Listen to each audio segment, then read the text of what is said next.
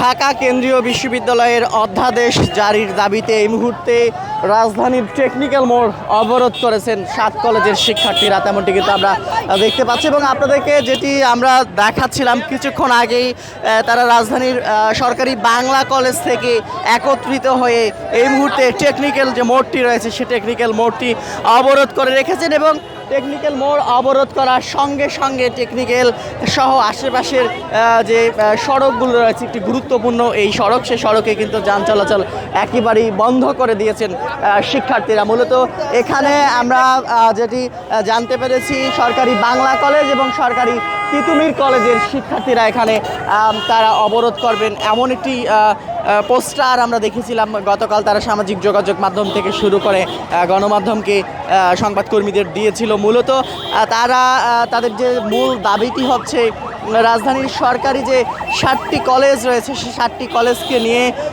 যে প্রস্তাবিত যে কেন্দ্রীয় বিশ্ববিদ্যালয় ঢাকা কেন্দ্রীয় বিশ্ববিদ্যালয়, সে কেন্দ্রীয় বিশ্ববিদ্যালয়ের অধ্যাদেশ জারির দাবিতে কিন্তু 7 কলেজের শিক্ষার্থীরা দীর্ঘদিন ধরে আন্দোলন করে আসছিল। সেই আন্দোলনের অংশ হিসেবে আজকেও তাদের নতুন যে কর্মসূচি, আজকে তাদের বেশ কয়েকটি গুরুত্বপূর্ণ জায়গায় আন্দোলন রয়েছে। টেকনিক্যাল মোড় অবরোধ, এর পাশাপাশি সায়েন্স ল্যাব মোড় অবরোধ এবং বদরুন্নেসা এবং ইডেন মহিলা কলেজের শিক্ষার্থী যারা রয়েছেন তারা কিন্তু আরেকটি বিষয় আমাদেরকে জানিয়েছিল যে তারা তাঁতিবাজার মোড়, এই যে গুরুত্বপূর্ণ আজকে যে গুরুত্বপূর্ণ সড়কগুলো, সে গুরুত্বপূর্ণ সড়কগুলো কিন্তু অবরোধ করে রাখবেন 7 কলেজের শিক্ষার্থীরা। তারা বলছেন যে যতক্ষণ পর্যন্ত তাদের যে অধ্যাদেশ প্রস্তাবিত কেন্দ্রীয় বিশ্ববিদ্যালয়ের যে অধ্যাদেশ, সে কেন্দ্রীয় বিশ্ববিদ্যালয়ের অধ্যাদেশ জারি না হওয়া পর্যন্ত তাদের এই আন্দোলন চলমান থাকবে। একটু কথা বলবেন, আজকে আপনাদের কোন দাবিতে আন্দোলন হচ্ছে একটু বলবেন?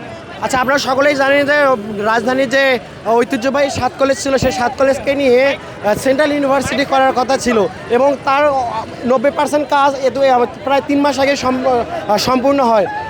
আমরা গত প্রায় 13 অক্টোবর একবার শিক্ষামুখে লং মার্চ করছিলাম, তারপর প্রশাসনের আশ্বাসে আমরা ফিরে আসছি।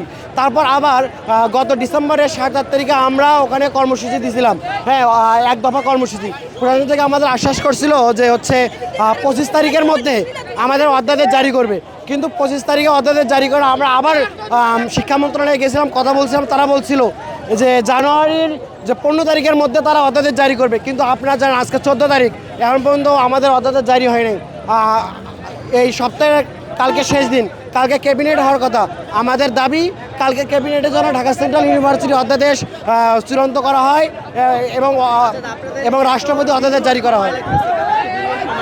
এটা সকল শিক্ষা সিন্ডিকেটের একটা অংশ, মানে শিক্ষা সিন্ডিকেটটা চাচ্ছে না যে আমাদের এই উচ্চ শিক্ষা সরকারি 7 কলেজে উচ্চ শিক্ষা হোক।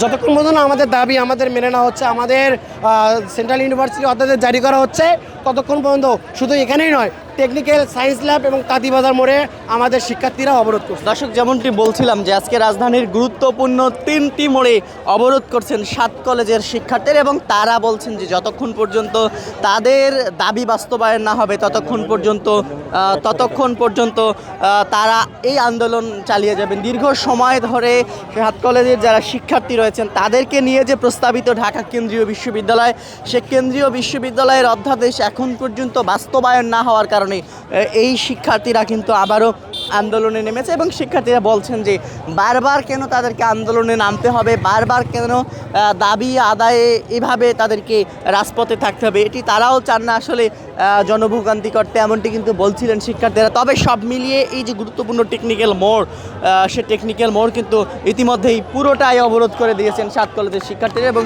পুরো টেকনিক্যাল মোড় জুড়ে এই মুহূর্তে যান চলাচল একেবারেই বন্ধ, এমনটি কিন্তু আমরা দেখতে পাচ্ছি। তো এই ছিল এখন পর্যন্ত ঢাকা কেন্দ্রীয় বিশ্ববিদ্যালয়ের শিক্ষার্থীদের। মূলত তারা সকলেই আগের যে ঢাকার যে সরকারি 7টি কলেজ রয়েছে সেই 7টি কলেজের 7 কলেজের শিক্ষার্থীরাই কিন্তু এই আন্দোলন চালিয়ে যাচ্ছে। এখানে তিতুমির কলেজ এবং বাংলা কলেজের শিক্ষার্থীদেরকে তারা আন্দোলন করবেন এমনটি কিন্তু আমরা জেনেছিলাম। তো এই ছিল এখানকার সর্বশেষ পরিস্থিতি।